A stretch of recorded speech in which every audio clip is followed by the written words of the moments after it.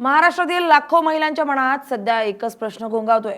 Ration card धारकांसाठीची मोफत साडी योजना बंद झाल्यानंतर आता मुख्यमंत्री माझी लाडकी बहीण योजना ही बंद होणार का?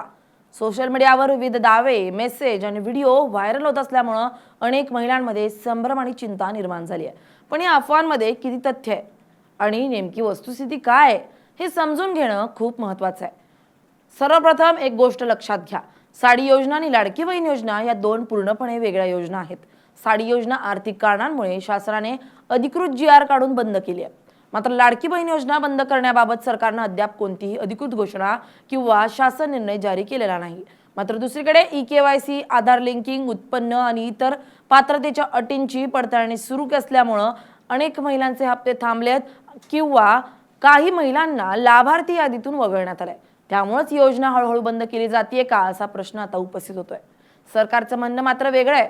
शासनाच्या माहितीनुसार ही योजना बंद करण्याचा नाही तर अपात्र लाभार्थी वगळून पात्र महिलांपर्यंत लाभ पोहोचवण्याचा प्रयत्न आहे।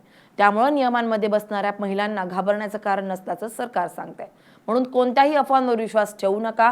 तुमचे कागदपत्र, eKYC आणि आधार लिंकिंग पूर्ण असेल तर घाबरण्याचं कारण नाही। अधिकृत शासन निर्णय येईपर्यंत योजना बंद होत असल्याचे दावे सत्य मानू नका।